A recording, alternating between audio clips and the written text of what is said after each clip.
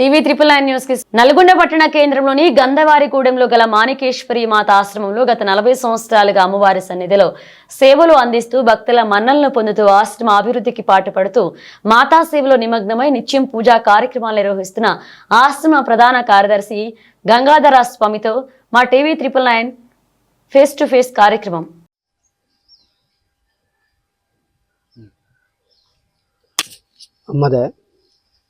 Welcome to TV 999. ప్రస్తుతం నల్గొండ పట్టణ కేంద్రంలోని గంధవారిగూడెంలో ఉన్నాము. ఆ గంధవారిగూడెంలో ఉన్నటువంటి మాణికేశ్వరి మాత ఆశ్రమంలో ఉన్నాము. ప్రస్తుతం ఆ ఆశ్రమం యొక్క స్వామి మనతో ఉన్నారు. నమస్కారం స్వామి. నమస్కారం నాయన. చెప్పండి, ఈ మాణికేశ్వరి మాత ఆశ్రమాన్ని ఎప్పుడు స్థాపించారు?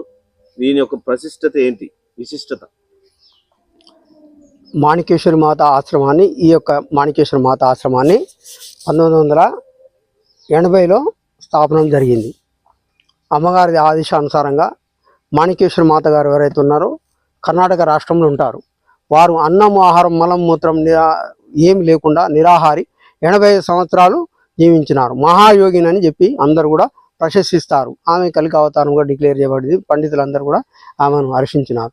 తర్వాత ఆ అమ్మ ఏమంటే అంత అహింసా సిద్ధాంతి మాత్రమే బోధిస్తుంది. మది మాంసాలను మానండి నాయన, తాగడం తినడం మానండి, భగవంతుని భక్తి జ్ఞానం చేయండి, భక్తితోటి మీ జన్మను ఉద్ధరణ చేసుకోండి, మానవుడే మహానీయుడు నాయన, ఆత్మ పరమాత్మ స్వరూపము, ఆత్మజ్ఞానాన్ని పొంది ఆత్మ యొక్క అమ్మ మన ఏదైతే ఆత్మ ఉందో ఆత్మమ్మను దర్శిస్తే మీరు కూడా మహాత్ములాగా వెలుగుతున్నాయన, అది ముందు జన్మను తరింపజేసుకోవడానికి అవకాశం ఉంది, అది మానవుడే మహాత్ముడు అని చెప్పడం అమ్మ జరిగింది. ఆ సిద్ధాంతం ప్రకారంగానే అందరు కూడా భక్తులు తయారైనారు. దాని యొక్క ఇదితోటి అమ్మ యొక్క విశేషం మనకు తెలిసి 1979లో అమ్మగారి దగ్గరికి వెళ్ళడం జరిగింది. మా తోటి లక్ష్మీనరసింహారావు గారు అనేటువంటి వారును మేము అందరం అమ్మ దగ్గరికి వెళ్ళినాము. మాట్లాడి అమ్మతోటి ఇది చేసేస్తే అమ్మగారు చెప్పినారు, మరి అక్కడ ఆశ్రమం చేస్తామమ్మ అంటే ఆశ్రమం చేసుకోరు ఆయన, అమ్మ పేరు మీద ఉండాలి, అమ్మ ధర్మం నడపాలి, అమ్మ ధర్మ ప్రచారాన్ని చేయాలి, ఆ ధార్మికమైనటువంటి చేయాలి, అందరిని ప్రేమగా చూడాలి, ప్రేమతత్వాన్ని బోధించాలి నాయన అని చెప్పినారు. దాని ప్రకారంగానే అందరినీ భక్తులతోటి మనము ఇక్కడికి వచ్చిన తర్వాత 1980లో ఒక కమిటీని ఎడాక్ కమిటీ వేసేసి ఒక బయలా రిజిస్ట్రేషన్ చేయడం జరిగింది. దాని తర్వాత ఆ కమిటీ ప్రకారంగానే భక్తుల దగ్గర డొనేషన్స్ తీసుకొని ఆ డొనేషన్స్ను కలెక్ట్ చేసి మనం ఇక్కడ ఆశ్రమాన్ని భూమిని 15 ఎకరాలు 24 గుంటలు 482, 482, 483, 484 సర్వే నెంబర్లు కలిగినటువంటి 15 ఎకరాలు 24 గుంటల భూమిని మనం కొన్నాం. వాళ్ళు కూడా భక్తులు ఇచ్చినారు. ఆ ఇచ్చినటువంటి చందాలు కూడా చాలామంది మనకు పేర్లతో సహా గుర్తున్నారు. ఇప్పుడు కమలాకర్ రావు గారని ఆయన స్పాట్లోనే అమ్మగారికి ఒక 30,000 రూపాయలు భూమి కట్టడానికి ఇచ్చినాడు. తర్వాత మేరెడ్డి నరసింహారెడ్డి గారు ఆయనకు 30,000 ఇచ్చినాడు. తర్వాత బ్రహ్మయ్య, కుంటి బ్రహ్మయ్య అని ఆయన కౌన్సిలర్లు వాళ్ళు ఒక 10,000 ఇచ్చినారు. జయశంకర్ ఒక 10,000. తర్వాత అందరూ భక్తులు కూడా తలా 2,000, 3,000 ఈ విధంగా అందరూ చందా వేసి ఈ ఆశ్రమాన్ని కొనడం జరిగింది ఆ భూమిని. ఆ తర్వాత ఇక్కడ ఉన్నటువంటి ఆంధ్రప్రదేశ్లో ఉన్నాయి నాన్న, తర్వాత కర్ణాటకలో ఉన్నాయి, మహారాష్ట్రలో ఉన్నాయి, ఇంకా ఇతర రాష్ట్రాలలో కూడా ఉన్నాయి, తమిళనాడులో కూడా ఉందన్నారు. మొత్తం మీద దాదాపు 120 ఆశ్రమాలు ఉంటాయి అమ్మాయి. ఆ అమ్మ అన్ని ఆశ్రమాలకు కూడా అమ్మ యొక్క ఆశ్రమమే కేంద్ర బిందువు. ఆ సెంట్రల్ కమిటీ యొక్క విధి విధానంతో మనం నడుస్తున్నాం. వాళ్ళ ఆదేశానుసారంగానే ఇది అవుతుంది. ఇప్పుడు తీసుకున్నప్పుడు కూడా ఇది రిజిస్ట్రేషన్ చేసిన తర్వాత అమ్మగారికి చెప్పడం జరిగింది. అమ్మగారు ఆమె ఆదేశాల ప్రకారంగానే, ఆ కమిటీ ఆదేశాల ప్రకారంగానే ఇదంతా నడిపించుకుంటూ వస్తున్నాం మనం. ఓకే స్వామి, ఇక్కడ ఎలాంటి కార్యక్రమాలు చేపడతారు? యజ్ఞాలు కానీ, హోమాలు కానీ ఇలాంటి కార్యక్రమాలు చేస్తున్నారా?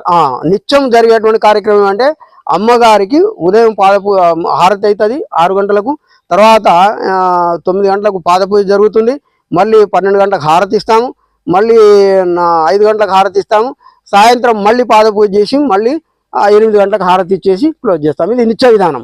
తర్వాత మహాభిషేకం, అమ్మగారి యొక్క పాదుకలు, సింహాసనము, త్రిశూలం ఇచ్చినారు అమ్మ ఆశీర్వాదం కింద. వాటికి మనము సోమవారం నాడు మహాభిషేకం చేస్తాం. శేషతల్పమును అమ్మగారు ఇచ్చినారు. అది 5-6 ఫీట్లు ఉంటుంది.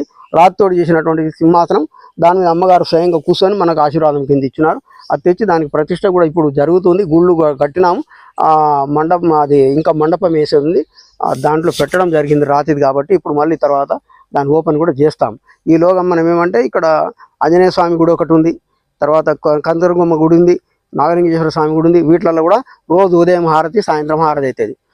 తర్వాత వాటిలలో మంగళవారం ఏమో నాగలింగేశ్వర స్వామికి, ఆంజనేయ స్వామికి అభిషేకం చేస్తారు. శుక్రవారం దుర్గామాత గుళ్ళో అభిషేకం చేస్తారు. పౌర్ణమి రోజు అన్ని గుళ్ళల్లో అభిషేకాలు అవుతాయి. ఇంకా ఇవి కార్యక్రమం, నెల రోజుల కార్యక్రమాలు. ప్రతి అమావాస్యకు మనము చండీయాగం కానీ, దేవి గాయత్రితో కానీ హోమం చేస్తాం. అది అందరు భక్తులు ఎవరైనా వస్తారు, వాళ్ళకి ఇక్కడ ఏం రుసుము లేదు.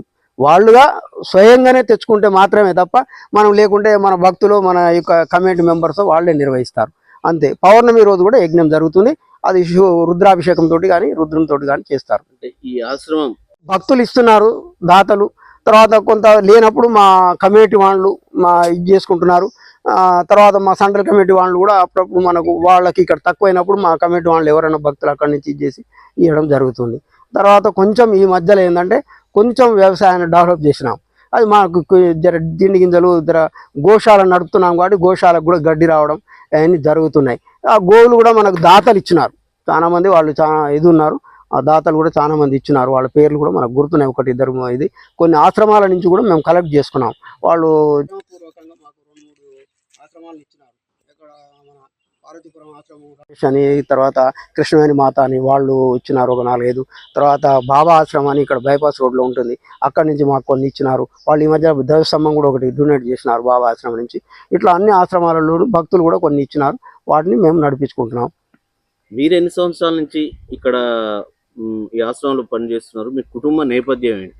మేము ఇది రాకముందే మేము అమ్మగారి దగ్గరికి వెళ్ళి ఎప్పుడైతే చెప్పినామో అప్పుడు అమ్మగారు చెప్పినారు, మేము ఇట్లా ఇది ఉన్నాము ఆశ్రమాలు అంటే. నరసింహారావు గారు ఎవరైతే ఉన్నారో వారినేమో ఆశ్రమం ఈ వ్యవహారాలు చూసుకొని, భక్తి వ్యవహారాలు అవన్నీ చూడు, తర్వాత నువ్వు ఆశ్రమం నుండి ఆశ్రమానికి సేవ చేయి, ఆశ్రమం సేవ చేసుకుంటా నువ్వు చేసుకొని చెప్పినారు. నేను అప్పటికే నాకు 3 జాబులు వచ్చినాయి. ఆ జాబులలో కూడా నేను వెళ్ళలేదు. నాకు ఎయిర్లైన్స్లో, తర్వాత ఇరిగేషన్ డిపార్ట్మెంటు, ఆర్టీసీలో కూడా వస్తే వాడు వెళ్ళి అమ్మగారు అన్నారు, మీరు పోండి మళ్ళీ జాబ్ చేసుకుంటే అమ్మ ఆశ్రమం అంటే. నాకు అప్పటికే ఈ ఆధ్యాత్మికానికి వచ్చిన తర్వాత మానసికంగా ఆ యొక్క ఇది లేదు కాబట్టి, అమ్మ నేను వెళ్ళను అంటే, మంచిది నేను అక్కడ ఆశ్రమంలో సేవ చేయను, అట్లా సేవ చేసుకుంటుండు అని చెప్పినారు. దాన్ని ఇది మేము అట్లాగే కంటిన్యూషన్ అప్పటి నుంచి ఇప్పటిదానిక అక్కడ ఆశ్రమం మొదలు కానప్పటి నుంచి, ఆశ్రమం మొదలైనప్పటి నుంచి కూడా ఈ ఆశ్రమంలో ఉంటున్నాం. ఇక్కడికి వచ్చేటువంటి భక్తులకు ఎలాంటి సౌకర్యాలు ఇక్కడ ఆశ్రమాలు అందిస్తారు? మీరు వాళ్ళకి వసతి భోజనాలు ఎలా? మేము ఇక్కడ వచ్చినటువంటి భక్తులకు ప్రతి ఉదయం తీర్థ ప్రసాదాలు ఇస్తాము. వాళ్ళు పూజ టైంలో వస్తే, తర్వాత మధ్యాహ్నం వాళ్ళు ఎవరున్నా వాళ్ళకందరికీ భోజనం పెడతాం. తర్వాత అన్ని అకేషన్స్లో ఇప్పుడు అమ్మగారు పుట్టినరోజు, తర్వాత గణపతి నవరాత్రులు, దేవి నవరాత్రులలో చండీ యాగం చేయడం కూడా జరుగుతుంది. మూలా నక్షత్రం ఏ రోజు వస్తే ఆ రోజు మేము చండీ యాగం చేస్తాం. ఆ చండీ యాగం రోజు కూడా మేము వాళ్ళకు భోజనాలు అన్నీ ఏర్పాటు చేస్తాం. కార్తీక మాసంలో కార్తీక వన భోజనం పెడతాం. తర్వాత ఊరందరినీ పిలుస్తాం, ఒక్కరే కాదు, ఇక్కడ ఈ పక్కన ఊరిని కూడా అందరిని పిలిచి అందరికి భోజనం పెడతాం. భోజనం పెట్టేటప్పుడు తర్వాత మనం శివరాత్రి రోజు కూడా ఉదయం నుంచి సాయంత్రం దాకా రుద్రాభిషేకం నడుస్తుంది. నాగుల పంచమి కూడా రుద్రునికి అక్కడ అభిషేకం జరుగుతాయి.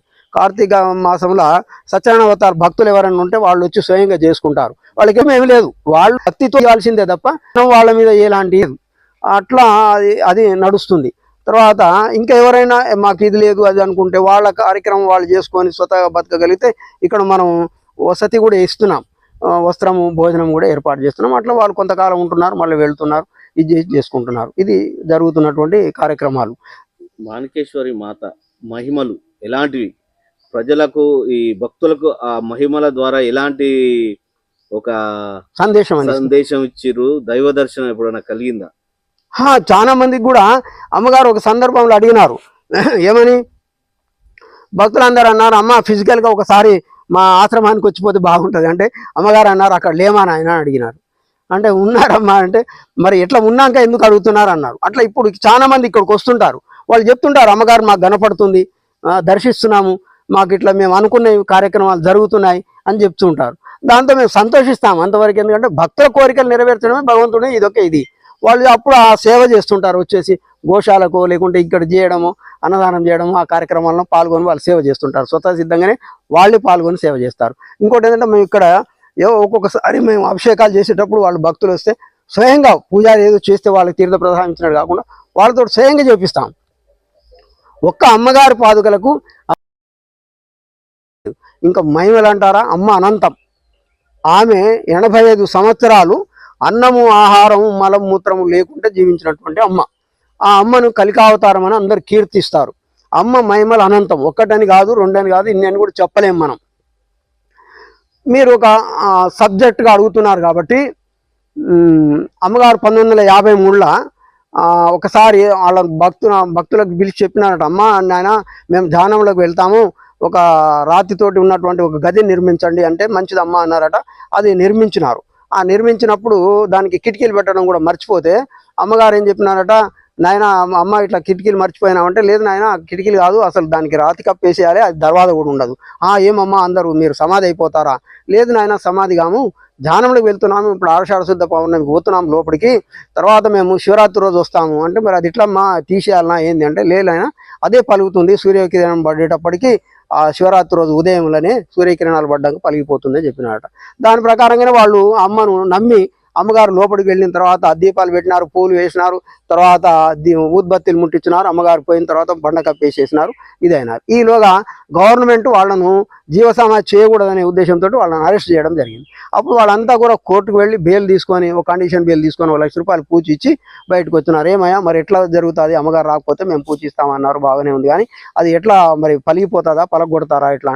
లేదండి అమ్మగారు చెప్పినారు శివరాత్రి రోజు ఉదయం సూర్యకిరణాలు పడంగానే అది పలిగిపోతుందని చెప్పినారు, ఇట్లా అంటే మంచిదన్నారు. ఆ రోజు అందరూ చూస్తున్నప్పుడే 1953లో జయనామ సంవత్సరంలో ఆ యొక్క ఇది అన్ని పలిగిపోవడము, దర్వాజ లెక్క అన్ని రాళ్ళు ఊడిపోవడం మొదలుపెట్టినాడు. పాదాల దగ్గరికి వచ్చిన తర్వాత అవి పడిపోకుండా అట్లే ఆగిపోతే ఒక ముస్లిం భక్తుడు పోయి, అంటే ఆయన ముస్లిం అయినా కూడా అమ్మ యొక్క అవి చూసి మారిపోయి ఆ మధుమాంసాలు బంద్ చేసి భక్తుడుగా చేరిపోయినాడు. డాక్టర్ ఆయన ఎండి. అయితే ఆయన పట్టుకోవడం వలన ఆగిపోయినాయి. అప్పుడు అందరూ అడిగినారట, అమ్మ ఇప్పుడు రాళ్ళు పడిపోవటం లేదు అంటే, అమ్మగారు చెప్పినారట, నాయన మానవులు ముట్టుకున్నారు, దాన్ని ఇంకా ఇప్పుడు తీసేసేది. అమ్మ కాన్సెప్ట్ నుంచి ఆ సెంట్రల్ కమిటీ నుంచి నీకేమో లెటర్ ఇచ్చినారా? ఇయ్యలేదు కదా. మరి నువ్వు ఎట్లా మీ నాయన పీఠాధిపతి కాదు, నువ్వు ఎట్లా పీఠాధిపతి అవుతావు? అవునా కదా? ఒకవేళ చేస్తే ఎవరు చేయాలి పీఠాధిపతి? ఒకవేళ ఇక్కడ కమిటీ ఏదైతే ఉందో 1980లో చేసిన కమిటీ ఎవరైతుందో వాళ్ళు ఎన్నుకోనాలి. కానీ నువ్వు వేసిన కమిటీ కాదు కదా, ఆ కమిటీ ఎన్నుకోవడానికి లేదు కదా. మరి నువ్వు ఈ కమిటీని తీసేస్తా అంటే నీకు పీఠాధిపతుల కమిటీకి సంబంధం లేదని 194లోనే ఇచ్చిండు. మళ్ళీ నువ్వు ఇప్పుడు ఎట్లా పీఠాధిపతి అంటావు? ఇంకోటి పట్టా పాస్బుక్లోనే మార్పించుకున్నా నాకు పట్టా పాస్బుక్లో పేరు ఉంది అంటావు. పేరుంది అని అంటే అది కూడా జేసీ గారు మొట్టమొదటి ఎప్పుడు 95లో ఇచ్చిండు. మరి అది ఆర్డర్ కాదా? ఏమండి ఇవన్నీ ఉన్నాక మీరు ఎట్లా చేస్తారు? ఇది తప్పు కదా. ఎంఆర్ఓని పట్టుకొని జేసీసీ అవి పట్టుకొని జేసీ దగ్గర ఇది చేసుకున్నాం, మాకు ఆయన ఇచ్చిండు, రిజిస్ట్రేషన్ ఆఫీస్లో ఇచ్చిండంటే అన్నీ లోపాలే కదా. మరి మేమంటున్నాం. మరి ఇటీవల మీపై ఆశ్రమానికి వచ్చి వాళ్ళు హైదరాబాద్ నుంచి తీసుకొచ్చి దాడి జరిగినట్టు దాని మీద ఇప్పుడు మొన్న మేము ఈ కేసుతో ఇది ఇంకో 2 పోలీస్ కేసులు నడిపింది. తర్వాత ఆవులు చనిపోయినాయి ఇక్కడ కరెంట్ షాక్ వలన.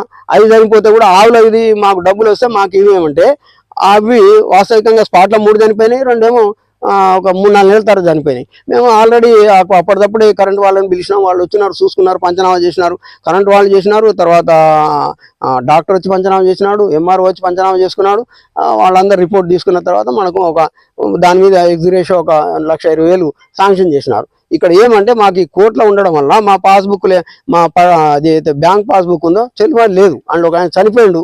తర్వాత కమిటీ మారినప్పుడు మేము లిస్ట్ అక్కడ అప్లై చేయాలి. లిస్ట్ అప్లై చేయడానికి వాళ్ళది అక్కడ ఫేక్గా మొత్తం తయారు చేసుకున్నారు కాబట్టి కంప్యూటర్లో మా లిస్ట్ రావట్లేదు. మేము దానికే ఆ కోర్టుకు పోయింది. అందుకని మేము ఏం చేసినాం, ఒక తీర్మానం పెట్టినాం. ఆ తీర్మానం ఏమంటే, అయ్యా మీకు పర్సనల్ అకౌంట్లోకి తీసుకోండి, మీరు ఇక్కడే సేవ చేస్తున్నారు కాబట్టి ఆ అకౌంట్లో తీసుకొని ఆశ్రమానికి ఖర్చు పెట్టండి అన్నారు. అది ఆశ్రమానికి అట్లే ఖర్చు పెట్టినాం. మరి దాని ఇది మీద కూడా మా మీద కేసు వేసింది, క్రిమినల్ కేసు వేసింది, కన్జ్యూమర్స్ ఫోరంలో వేసింది. ఇప్పుడు ఆ కేసులు నడుస్తున్నాయి. ఇవన్నీ నడుస్తున్నా కానీ ఇప్పుడు ఇంకోటి ఏంటంటే స్టేటస్ కో తీసుకుంది. స్టేటస్ కోలో ఏమి చెప్పింది ఆమె, మేమే ఇక్కడ ఉంటున్నాం కబ్జాలా కాబట్టి మాకు స్టేటస్ కో ఇమ్మన్నది. నీవు కబ్జాలు ఉంటే నీకు స్టేటస్ కో అవసరం ఏముంది? లేదు కదా అయ్యా. మరి స్టేటస్ కో తీసుకున్నావు కదా అంటే నీ జాగాలో నువ్వే ఉండాలి, మా జాగాలో మేము ఉన్నాం. మరి నువ్వు స్టేటస్ కో తీసుకున్నావు, ఎందుకు ఆశ్రమం మీద అటాక్ చేయాల్సి వచ్చింది? అంతే కదా. కేసు అయిపోలేదు కదా, ఇంకా అది అయిపోయింది. ఇంట్లో ఈ కేసు అయిపోలేదు కదా. ఆ కేసుకి ఆ కేసే, ఈ కేసుకి ఆ కేసే. మేము డిస్మిస్ అయిన దాని మీద హైకోర్టు అప్పీల్ చేసినాం. అది వచ్చిందంటే ఆగాలి. లేదంటే నువ్వు ఈపీ తీసుకోండి, ఈపీ తీసుకొని నీకు కనుక ఇస్తే, కోర్టు కనుక నీకు ఆర్డర్ ఇస్తే అప్పుడు బెయిల్ఫిన్ తీసుకొని పోలీస్ ప్రొటెక్షన్ తీసుకొని రా, ఎవరు వద్దనిలే కదా. మేము అనవసరంగా వచ్చేసి మా మీద ఉదయం 7 గంటలకు ఒక 40-50 మందిని తీసుకొని వచ్చి లోపల జొరబడి మమ్మల్ని రూమ్లోకి వెళ్ళి బయటకు గుంజుకొచ్చి మా హార్డ్ డిస్క్ సీసీ కెమెరాలని పలగొట్టేసి మేము ఇది చేసేసి ఎవడరా నువ్వు అది తీస్తున్నావు అంటే నేను ఇట్లా నాకు చేతికర్ర నాకు ఎందుకంటే నాకు కాళ్ళు విరిగిపోయి స్టీల్ రాడ్ ఉంది మరి అది లేకుంటే నేను నిలబడలేను కదండి అది ఇట్లా నువ్వు పట్టుకుంటే నాకు కట్ట ఎట్లా పట్టుకుంటాను చెప్పండి ఇట్లా లేపితే నన్ను కొట్టినా ఉంటుంది ఎట్లా చెప్తారు చెప్పండి అందరూ వాళ్ళే ఉన్నారు మమ్మల్ని బయటికి నెట్టుకొచ్చినారు ఇక్కడ కూర్చోబెట్టినారు మా భక్తులందరినీ బయటకు వెళ్ళగొట్టినారు ఇది చేసేసి ఇది చేసుకున్నారు అన్ని పలగొట్టినారు ఇప్పుడు వైర్లు ఉన్నాయి అన్ని కట్ చేసేసినారు సీసీ కెమెరాలు ఎక్కడ తీసుకు హార్డ్ డిస్క్ వేసుకుపోయినారు ఇది చేసేసి తర్వాత దానికి టీవీ ఉంటుంది కదా అదంతా టీవీ తీసుకుపోయినారు రిమోట్లు తీసుకుపోయినారు డిష్ యాంటీనాను పలగొట్టేసినారు ఇవన్నీ చేసేసి ఇది చేసినారు మరి అంత అవసరం లేదు కదండి మీకు రైట్ ఉంటే మీరు ఇవన్నీ పలగొట్టాల్సినంత అవసరమే లేదు పోలీస్ ప్రొటెక్షన్ తీసుకొని రావచ్చు మీరు ఎందుకు ధర్నా చేస్తున్నట్టు ఇప్పుడు ఆ కన్జ్యూమర్స్ ఫోరంలో కూడా మేమే రైట్లు ఉన్నాము మేము అక్కడ ఉన్నాం కబ్జా పొజిషన్లో వేరే ఎవడో ఇప్పుడు మాకు తెలియదు అని చెప్పినారు నీకు తెలియకుండా ఎట్లా పోతాను 40 ఏళ్ల నుంచి నేను ఉన్నటువంటి వాడిని నువ్వు తెలియకుండా పోతానంటే మాట్లాడతావండి ఎందుకు వస్తారు మీరు నాకు ఇది చేయకుండా మేము ఇప్పుడు గోవులు అంటున్నారు గోవులకు నువ్వు గడ్డి తెచ్చినావా జీతగానం పెట్టినానంటుంది కేర్ టేకరా ఏమో చెప్పింది కేర్ టేకర్ బీర్ టేకర్ నాకు అది అంత అర్థం కాలేదు మరి ఆ కేర్ టేకర్ బీర్ టేకర్ అంటే నువ్వు ఎవరికైనా జీతం ఇచ్చినావా ఎవరికి ఇచ్చి చేస్తున్నావు ఇక్కడ ఆశ్రమాలు ఇప్పటి వరకు 40 సంవత్సరాల నుంచి అందరూ సేవకులు మాత్రమే జీతాలు ఇచ్చేటోళ్ళు ఎవరు లేడు ఇప్పుడు ఈవెనింగ్ ఈ బాబు చేస్తున్నాడు అతను కూడా ఇంటర్మీడియట్ చదువుకుంటున్నాడు తండ్రి లేడు తర్వాత తల్లి కొంచెం మానసికంగా ఇది కాబట్టి ఇక్కడ రోజు ఉదయం పూట అటు తనకు తెలిసిన సేవ చేసుకొని మళ్ళీ పోయి కాలేజీ చేసుకొని వస్తున్నాడు మరి ఏమి అట్లా ఇది ఇట్లా ఇవ్వడం చేస్తున్నాడా ఇప్పుడు 24 గంటలు ఇప్పుడు వచ్చినారు కొంతమంది భక్తులు వాళ్ళు వచ్చి అభిషేకం చేసేసి వాళ్ళు సొంతంగా వాళ్ళని పిల్లలను తయారు చేసిన పూజారుల గీట వాళ్ళు వచ్చి అభిషేకం చేసి వారం ఇది చేసుకొని పోతున్నారు 24 గంటలు సేవ చేస్తున్నారు మరి ఎంతమంది వచ్చినారు మీ భక్తులు చెప్పండి ఇప్పుడు ఇది ఉన్నటువంటి వాళ్ళు కదా నీకు కమిటీ మెంబర్స్ ఉంటున్నావు నీ కమిటీ మెంబర్స్ ఎవరైనా నల్గొండలు ఉన్నారా ఈ మధ్యలో ఉన్న ఫేకులను కొంతమంది తయారు చేసుకుని ఇక్కడ పెట్టుకున్నావు రౌడీగాను అంతకుముందు మొత్తం హైదరాబాద్ వాళ్ళే కదా మరి వాళ్ళందరూ ఇక్కడ లేరు కదా మరి హైదరాబాద్ వాళ్ళు ఎట్టుంటారండి నల్గొండలు ఉండాలి కదండి ఇక్కడ ఏం లేకుండానే వచ్చేసి నువ్వు మాట్లాడితే ఎట్లా ఇప్పుడు రౌడీజం చేసేసి మా మీద గుంజుకపోయి చేసేసి గేటుకు తాళం వేసేసి మీ దగ్గర వాక్ టాకీలు పెట్టుకొని ఇప్పుడు మాకు కూడా చెప్తున్నారు పిల్లలు నిన్న మొన్న డబ్బా ఏదో దొరికినాడు సీక్రెట్ కెమెరా ఎక్కడో పెట్టిపోయినారని అది మాకు దొరకలేదు ఇంకా మేము చూస్తున్నాం అది తర్వాత ఇంకొక విషయం ఇది ఇట్లున్నాగానే బీరువా వేసుకొని పోయినారు మా కాపీ వాళ్ళ అమ్మగారు ఇది ఏదైతే వెండి సామాన్ ఉందో బంగారు ముక్కు పోగులు అవి ఉన్నాయో తర్వాత అందులో కొంత డబ్బు ఉన్నది ఆ డబ్బు ఇవన్నీ తర్వాత కొన్ని కాగితాలు ఉన్నాయి అందులో బిల్స్ అవన్నీ ఉన్నాయి అవన్నీ తీసుకొని పోయినారు బట్టలు అమ్మగారి పట్టుబట్టలు అవన్నీ ఉన్నాయి అవి వేసుకపోయినారు బీరువాని వేసుకపోయినారు ఇప్పుడు పోలీసు వాళ్ళు ఇది చేసిన తర్వాత మాకు మాత్రం వాళ్ళు ఇది చేసినాం మేము పోలీసు వాళ్ళకి రిపోర్ట్ ఇచ్చినాం చేసేసి ఇది చేసిన తర్వాత ఆ రోజు ఏమంటే మినిస్టర్ గారు ప్రోగ్రామ్ ఉండడం వల్ల పోలీసు వాళ్ళు ఎవరికి కూడా అక్కడ మాకు అవైలబుల్ లేకపోవడం వల్ల మాకు ఇబ్బంది అయింది ఆ తర్వాత మేము పోలీసు వాళ్ళని కలిసినాం వాళ్ళు వచ్చి ఎంక్వైరీ చేసుకున్నారు మీరు ఉన్నారా కబ్జాలు అంటే మేమే ఉన్నామని చెప్పినాం వాళ్ళు ఊర్లో కూడా ఎంక్వైరీ చేసినారు బయట కూడా ఎంక్వైరీ చేసుకున్న తర్వాత కబ్జాలు ఎవరు ఉంటే వాళ్ళు ఉండాలండి మీరు ఎట్లా ఇది ఉంటారు అని చెప్పేసి వాళ్ళు ఇక్కడికి వచ్చి ఇది చేసినారు స్పాట్లోనే వీళ్ళు ఉన్నారు ఇది చేసేస్తే మీరు వెళ్ళిపోండి అని వెళ్ళగొట్టేసినారు తీసుకుపోయినారు బీరువా తీసుకుపోయిన దాన్ని తీసుకుపోలేదంటే తీసుకొచ్చి ఇవ్వాలి మళ్ళీ లేకుంటే మీరు బాగుండదంటే బీరువా మళ్ళీ రాత్రి 12:30 తీసుకొచ్చి ఇచ్చినారు అందులో మళ్ళీ చూసుకోమంటే పోలీసులు మేము చూసుకున్నాం డబ్బులు బంగారం ఇవి ఉన్నాయి కానీ కొన్ని కాగితాలు అవి లేవు అంటే బిల్స్ అవి లేవు కొన్ని ఇక్కడ కూడా మా దాంట్లో వేరే దాంట్లో పెట్టిన అకౌంట్ బుక్స్ కొన్ని కోర్టుకు సంబంధించిన ఫైల్స్ అవి పెట్టినాం అవి గాయమైనాయి లేవు మరి అవన్నీ ఇంకా ఎక్కడ పోయినాయని తెలియదు మాకు మీ ఆశ్రమానికి మీ సెంట్రల్ కమిటీ సభ్యుల ప్రతినిధుల సహాయ సహకారాలు కానీ భక్తుల తోడ్పాటు కానీ ఎంతవరకు పూర్తి సహకారం ఉంది మాకు సెంట్రల్ కమిటీ ఆదేశానుసారంగానే మేము నడుస్తున్నాం మొదటి నుంచి కూడా ఇప్పుడు కూడా వాళ్ళ ఆదేశానుసారంగా నడుస్తున్నాం మొన్న కూడా మా భక్తులందరూ అన్ని ఆశ్రమాల వాళ్ళు వచ్చినారు ఇట్లా జరిగిందంటే వాళ్ళు రిప్రజెంటేషన్ చేసినారు అక్కడ డిఎస్పీ గారి దగ్గర ఇక్కడ రిప్రజెంటేషన్ చేసినారు అంటే మీరు వెళ్ళిపోండి అక్కడ ఏమి ధర్నా చేయనక్కర్లేదు మేము వాళ్ళను సరి అయినటువంటిది నిర్ణయం తీసుకొని ఏది న్యాయం ఉందో అది చేస్తామన్నారు అట్లాగే పోలీసు వాళ్ళు మాకు న్యాయం చేసినారు ఎందుకంటే మేమే ఉన్నాం కాబట్టి వాళ్ళు ఎంక్వైరీ చేసిన తర్వాత మీరు ఆశ్రమానికి వెళ్ళండి మీరు బయటికి వెళ్ళండి అన్నారు వాళ్ళ మీద ఎఫ్ఐఆర్ బుక్ చేసినారు రేపు కేసు కూడా అవుతుంది అది ఏం జరుగుతుంది అనేది అది ముందు తెలుస్తుంది భక్తులకు మీరు ఇచ్చే సందేశం ఏంటి ఒక స్వామిగా 40 ఏళ్ల నుంచి ఈ ఆశ్రమంలో మీరు సేవ చేస్తున్నారు నాన్న భక్తులందరూ కూడా అమ్మ యొక్క ఆదేశానుసారంగా భక్తి జ్ఞానముతోటి మీరు వ్యవహరించండి అధర్మానికి పాల్పడకండి ధర్మంగా నడవండి భార్య పిల్లలు ఉన్నటువంటి వాళ్ళు మీరు సంతోషంగా మీ భార్య పిల్లలతో ఉంటూ జ్ఞాన మార్గాన్ని అవలంబించండి అంతేగాని ఏదో చేస్తాము అది అని అన్నటువంటి భావనలు మీకు అక్కర్లేదు తర్వాత ఇది ఆశ్రమం అమ్మది అమ్మ అందరి తల్లి కాబట్టి ఇది అందరి ఆశ్రమం అందరూ కూడా ఇందులోకి రావచ్చు దీన్ని పరిరక్షించుకోవడం కూడా అందరి బాధ్యత ఎవరి ఒక్కరిదో ఇది కాదు ఎవరైనా కూడా నేనైనా నీవైనా ఎవరైనా కూడా సేవకులుగా సేవ చేసి దీన్ని డెవలప్ చేసి ముందు తరాలకు అందించేటువంటి బాటనే అమ్మగారు ఇది చెప్పినారు. కాబట్టి మనం కూడా అమ్మగారి యొక్క బాటలు నడుస్తూ ఇతరులకు ఆదర్శప్రాయంగా ప్రేమను ప్రకటించండి, ద్వేషాన్ని ఈర్ష్యాన్ని చూపెట్టకండి. అమ్మగారు చెప్పినారు ఏమనంటే, నాయన అహింసా సిద్ధాంతాన్ని పాటించండి అని. అహింసో పరమో ధర్మ రూపరహిత యోగీశ్వర వీరధర్మజ మాత అంటే దాని అర్థం కూడా తెలియనటువంటి స్థితికి వెళ్ళిపోవద్దు. అహింసో పరమో ధర్మ, అన్ని ధర్మముల కంటే మిన్న అయినటువంటిది అహింసా ధర్మం. అంటే అహింసను, హింస మనిషి యొక్క మానసిక స్థితిని బాధ పెట్టినా కూడా హింసనే అవుతుంది. అది ఒక కొయ్యడం తాగడమే కాదు. అందుకని అలాంటి పని కూడా చేయొద్దు. అహింసో పరమో ధర్మ రూపరహిత, ఆమెకు ఏ రూపం లేదు, మీరు ఇదే దేవుని రూపంలో కొలిసినా అన్ని రూపాలలో దర్శనం ఇస్తుంది. అట్లా అనేక సార్లు రూపాలలో దర్శనం ఇచ్చింది అమ్మగారు. ఒకేసారి కృష్ణుడు ఇచ్చినట్టు 3-4 ఆశ్రమంలో కూడా దర్శనం ఇచ్చింది అమ్మగారు. ఇంకో మీరు బాగా ఇది చేయాల్సిందే, మీరు కాలజ్ఞానం ప్రకారంగా అమ్మగారు ఒక వాక్యం రాస్తున్నారు, ఏ వేదం ఎత్తి చూసినా నా పుత్రుడు వీరధర్మజుడు అనే వివరం ఎరిగారు అని చెప్పి రాస్తున్నది. అట్లాగే మీరు కనుక మీరు ఒక పూర్తి వివరంలోకి పోతే బ్రహ్మంగారు కాలజ్ఞానంలో కానీ, సాంద్రసింధు వేదం అనేటువంటి పంచమాశ్వాసంలో కానీ, లేకుంటే శ్రీపాదవులు రాసినటువంటి చరిత్ర, మల్లాది శర్మ రాసినటువంటి చరిత్రలో కానీ, తర్వాత నరసింహ సరస్వతి రాసినటువంటి చరిత్ర కానీ, విద్యారణ్య స్వామి కాలజ్ఞానం కానీ, సుఖమహర్షి రాసినటువంటి కాలజ్ఞానంలో కానీ అమ్మగారి నుంచి రాయబడింది. ఆమె వచ్చేటువంటి తిథి వార నక్షత్రాలు కూడా రాయబడ్డాయి. అట్లనే మహాత్ములు వచ్చేటప్పుడు రాముడు కృష్ణుడు వచ్చినప్పుడు ఎట్లా రాసినారో తర్వాత అట్లనే రాయబడేది. అప్పుడు వాల్మీకి రాసినాడు, తర్వాత వ్యాసుడు రాసినాడు, ఇప్పుడు బ్రహ్మంగారు రాసినాడు. ఇట్లాంటి మహాత్ములు అందరూ రాసినారు. ఆయన అన్నం లేదు, అమ్మగారు చెప్పిన అదో జన్మ ప్రకృతి అని చెప్పి రాసి ఉన్న దాంట్లో అదో జన్మ ప్రకృతి అంటే ప్రకృతికి విరుద్ధమైనటువంటి జన్మ. ఆమెకు అన్నం, ఆహారం, మలం, మూత్రం కూడా లేదు. ఆమెకు జీవించాల్సిన ఇటువంటి.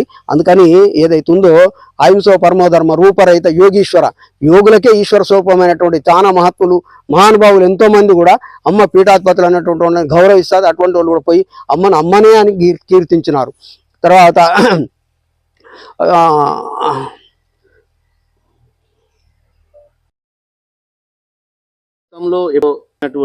ఇప్పుడు మీరు ఏదైతే నరసింహారావు అని చెప్పారు, వాళ్ళు వచ్చి ఈ ఆశ్రమం మీద ఇప్పుడు ఏమంటే ఆయన పీఠాధిపతిగా ఉన్నప్పుడు ఆ బయలా ఏదైతే తయారు చేసుకున్న దాంట్లో ఎల్ఎస్ అన్న ఎల్ఎస్ డాక్టర్, నేను నా తదనంతరం నేను పీఠాధిపతి చేయకపోతే ఎల్ఎస్ డాక్టర్ మెడికల్ పెట్టేదాడు అని ఒక క్లాజ్ రాసుకున్నాడు. అది వాస్తవికంగా అది చట్టం కాదు. ఆ బయలాలో కూడా అట్లాంటి చట్టం లేదు. ఎందుకంటే 1350% పీఠాధిపతుల వీళ్ళకి కానీ ఎవరిని పెట్టడం తీయడం కానీ కుదరదు. అది కమ్యూనిటీ సొసైటీ యాక్ట్ కింద, మన సొసైటీ యాక్ట్ కింద రిజిస్ట్రేషన్ చేయబడ్డది. అది దానికోసానికి కానీ అలాంటిది ఏం లేదు. కాకుండా ఏమంటే వాళ్ళు అట్లా రాసుకున్నారనే ఉద్దేశంతో ఆమె ఏం చేసింది అంటే, ఇప్పుడు ఆయన చనిపోయింది ఎప్పుడో ఇదైపోయింది. అది వాళ్ళ తర్వాత ఇక్కడ లేరు, అసలు ఇక్కడ రాలేదు, వాళ్ళకి ఏం సంబంధం లేదు కూడా. అమ్మగారితో అడిగినాము మీరు అంటే, అమ్మగారు మీరు కమిటీ ఉన్నారు కదా నాయన, మీరు రన్ చేయండి, దాన్ని ఇది చేసుకోండి, వాళ్ళని అక్కడ ఏం రానియద్దు, వాళ్ళంతా చెడ్డ భావనతో అన్ని తప్పుడు పనులు చేసినారు కాబట్టి వాళ్ళతో మీకేం సంబంధం లేదు, అమ్మగారు ధర్మం అమ్మ పేరున అంటే అలాగే నడుచుకుంటూ వస్తున్నాం. ఆ తర్వాత మాకు ఉన్నటువంటి మొదటి కమిటీ ఏదైతే ఉందో ఫస్ట్ ఇది చేసినటువంటి దాంట్లో మేరెడ్డి నరసింహారెడ్డి గారు సెక్రటరీ. ఆయన ఉన్న తర్వాత ఆయన ఏం చేసినాడు, మళ్ళీ 2009లో అంటే కమిటీ మెంబర్స్ అప్పటిదాకా పాత కమిటీ ఏదైతే ఉందో అదే రాని, ఈ మధ్యలో కూడా ఆయన మళ్ళీ ఒక కేసు 1 కేసు వేసినాడు. ఏసీసీ చేసేస్తే దాంట్లో వాళ్ళు భక్తులు ఇక్కడైతే ధర్నా చేసినారో వాళ్ళ మీద ఇది చేసేస్తే వాళ్ళు ఆ కేసులో కూడా ఏం చెప్పినారంటే, ఆయన ఒక ఇన్వాల్వ్మెంట్ అయ్యి ఆ నరసింహారెడ్డి గారితో కేసు వేయించినాడు, భక్తులకు ఇది పెట్టేసి. దానితో ఏం చెప్పినాడంటే, ఆయన భూమి కొన్నా అన్నట్టు చెప్పినాడు. అసలు ఆయన భూమి కొన్నట్టు ఎక్కడ కూడా ప్రూఫ్ చేసుకోలేకపోయాడు. తర్వాత పీఠాధిపతులకు కమిటీని తీసేటువంటి పెట్టే అధికారం లేదు, అలాంటి చేయడానికి లేదు. కాబట్టి ఇదంతా కుదరదు అని చెప్పేసి చెప్తూ ఆయన ఇంజక్షన్ ఆర్డర్ ఒకటి పాస్ చేసినాడు ఆ భక్తుల మీద ఎవరైతే ఈ ధర్నా చేసినారో వాళ్ళ. తర్వాత ఆయన చనిపోవడం జరిగింది, ఇది అయిపోయింది. మళ్ళీ అమ్మ దగ్గరికి పోయి మాట్లాడడం, అందరు కలిసి ఇది చేసుకోవడం, అట్లా కాదు నాన్న అందరు కలిసి ఉండాలి, మీరు ఏం చేసుకోవద్దని అన్నారు. తర్వాత ఇంకోటి ఏంటంటే, దీని మీదనే వాళ్ళు ఏదైతే జేసీ ఇచ్చినటువంటి ఆర్డర్ దీని మీద హైకోర్టుకు పోయినారు, ఆ కేసు డిస్మిస్ అయిపోయింది. కాబట్టి అక్కడ ఏమి ప్రాబ్లం లేదు, వీళ్ళకి కానీ వాళ్ళకి కానీ అందరు కలిసి వేసుకొని మళ్ళీ ఏం చేసినారంటే, అది అట్లనే కంటిన్యూ అవుతుంది. 2009లో కొత్త కమిటీని ఎన్నుకోవడం కోసం కానీ అప్పుడు నరసింహారెడ్డి గారిని ప్రెసిడెంట్ పెట్టేసి అడా కమిటీ, అంతకుముందు టీవీజీ మూర్తి గారిని మన టీ వేణుగోపాలమూర్తి అని వారిని పెట్టేసి అడా కమిటీ వేసి మళ్ళీ ఆ కొత్త కమిటీని ఫామ్ చేసినారు. దాంట్లో ఆయన ప్రెసిడెంట్ నరసింహారెడ్డి గారు. అదే ఆయన ఇదిలా మళ్ళీ కమిటీ మెంబర్స్ మారుకుంటూ వస్తూ ఇట్లాంటి కమిటీ అంతా ఇప్పటి వరకు నడుస్తుంది. ఇప్పుడు మేము చేసినటువంటి కమిటీ నడుస్తుంది. ఆయన కొన్నాళ్ళు ఇక్కడ కూడా ఉన్నాడు, ఆశ్రమంలో కూడా ఉన్నాడు. ఆయన ఇక్కడనే పరమపదించడం జరిగిపోయింది. ఆయనకి ఇక్కడ కార్యక్రమాలు కూడా చేస్తున్నారు. ఆయన మంచి భక్తుడు, ఆంజనేయుల గుడి కట్టించినాడు ఆయన స్వయంగా తన డబ్బులు పెట్టి. తర్వాత దాతగా చాలా కార్యక్రమాలు చేసినాడు ఆయన. మొదట్లో భూమికి చేసినాడు, తర్వాత వీటికి చేసినాడు. ఆయన అట్లా చేసుకుంటూ వచ్చినాడు. భక్తులందరూ చేస్తున్నారు, ఆయన కూడా చేసినాడు. ఈలోగా ఏమైపోయిందంటే ఆయన చనిపోయినాడు, వీళ్ళు ఎవరు రాలేదు. ఎందుకంటే ఆ కేసులు అవన్నీ ఉన్నాయి కాబట్టి వీళ్ళు ఎవరు ఇక్కడ ఇన్వాల్వ్మెంట్ కాలేదు. 2017 వచ్చేసి మాకు ఇది ఉంది, మా నాయనగారు పీఠాధిపతిగా రాసినారు అని చెప్పేసి ఇక్కడ మాట్లాడినారు. అలాంటి ఏం లేవండి, మీరు ఇది చేసినటువంటిది అది అమ్మగారిది, అమ్మ పేరు మీద కొన్నటువంటిది, మీకు ఏం సంబంధం లేదు అని చెప్పడం జరిగింది. దాంతో వాళ్ళు అంటే అంతకు ముందే వాళ్ళు ఏం చేసినారంటే ఇక్కడ రాకముందు ఏం చేసినారు, ఒక ఫేక్ కమిటీ తయారు చేసుకున్నారు. అందరి అప్పట్లో మనకు ఇది ఉంటారు కాబట్టి మా సంతకాలు గిట్ట తెలిసి ఉంటాయి కాబట్టి ఫోర్జరీ చేసినారు అన్ని సంతకాలు. ఆ సంతకాలు ఫోర్జరీ చేసి ఆ యొక్క ఫేక్ కమిటీ వాళ్ళు కమిటీ వేసుకొని ఆ కమిటీ ఆమెను ఎన్నుకున్నట్టు, ఆమె పీఠాధిపతి అయినట్టు ఒకటి ప్రకటించుకొని ఇది చేసేసి అక్కడ రిజిస్ట్రేషన్ ఆఫీస్లో ఇచ్చేసింది. అతను వాళ్ళ బంధువు ఉండే శ్రీనివాసరావు అని అప్పట్లో 2017 ఆయన పట్టుకొని ఇంకో కొంతమందిని వాళ్ళకి తెలిసిన వాళ్ళని పట్టుకొని డబ్బులు మేనేజ్ చేసినారా, వాళ్ళు ఎట్లా చేసినారు మేనేజ్ చేసేసి ఆ కమిటీని అక్కడ రిజిస్ట్రేషన్ చేయించుకున్నారు. అది ఫిబ్రవరిలో మనం ఇస్తాము, వాళ్ళు అక్టోబర్లో ఇచ్చినారు. మనం ఫిబ్రవరిలో పోయి ఏమండి ఇట్లా సంగతి అని కమిటీ లిస్ట్ ఇస్తే ఆయన అడిగినాడు, ఏమండి అది ఎప్పుడో కమిటీ అయిపోయింది, అట్లా అవుతుందండి, మేము రన్నింగ్లో ఉన్న కమిటీని మీరు తీసేసి ఎట్లా ఇస్తారు మీకు ఏదనంటే ఆయన ఏం చెప్పినాడు, మేము ఇప్పుడు ఏం చేయలేమండి, మీరు కోర్టుకు వెళ్ళండి అన్నాడు. మరి ఆయన ఎట్లా కోర్టుకు వెళ్తామేమంటే మెమో ఇచ్చినాడు, దాని మీద ఇది చేసుకొని మనం కోర్టుకు వెళ్ళడం జరిగింది. ఈలోగా మా ఆమె పోయేసి సబ్ కోర్టులో కేసు కూడా వేసుకుంది, స్టేటస్కో తీసుకుంది. స్టేటస్కో మీన్ ఏంది, అందరూ ఎక్కడోళ్ళు అక్కడ ఉండాలి, ఎవరి ఇదిలో వాళ్ళు ఉండాలి తప్ప ఏదో పోయి నేను చేస్తా అనడానికి కుదరదు కదా. ఆలోగా వచ్చింది మళ్ళీ ఆమె వచ్చేసి నాకు స్టేటస్కో ఉంది, నేను ఇక్కడ పూజలు చేస్తాను అది అంటే మేము దాన్ని వ్యతిరేకం చేసినాం. దాని మీద కొంచెం ఘర్షణ పడ్డది, అందరిని తిట్టడం ఇట్లా మొదలు పెడితే నేను కోసానికి వీసేసి నన్ను కేసు. నాతో పాటు మాకు ఉండి ఎవరైతే కమిటీ మెంబర్ ఉన్నాడో అమ్మగారి మొత్తం ఇన్స్టిట్యూషన్స్ చూస్తున్నాడు 150 ఆశ్రమాలను, ఆయన్ని ఇన్క్లూడ్ చేసేసి మేము దానికోసానికి ఇది చేసినది అది వస్తుంది. అది సరే అవి ప్రాసెస్ ఉంది. దాని మీద డిస్ట్రిక్ట్ కోర్టు కూడా డిస్ట్రిక్ట్ కోర్టులు అది మాకీల యొక్క వినికిడి లేకపోవడం, అది కొద్ది ఇది వలన మా దగ్గర అన్ని ఉన్నా కూడా ఆయన డిస్మిస్ అయింది. వల్ల మాకేం ఇది లేదు, మేము కేసు డిస్మిస్ అయింది కానీ ఆమె వేసిన కేసు కాదు అది. దాని మీద మేము మళ్ళీ గొడవ చేస్తే కూడా మేము 2 సార్లు ఏం చెప్పినా అంటే మీకు కనుక ఇది ఉంటే మీరు అతోండి ఏంది ఈపీ తీసుకోండి, మీరు మీద చూడండి, మీకు పోలీస్ పని ఇస్తుంది అని చెప్పినాం.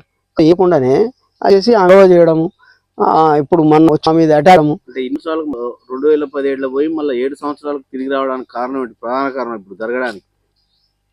2009లో 94 అట్లా పోయినారు కదా వాళ్ళు, వెళ్ళిపోయినారు. కానీ ఆమె 2099 నుంచి 99 నుంచి నేను కమ్మి వేసుకుంది కదా.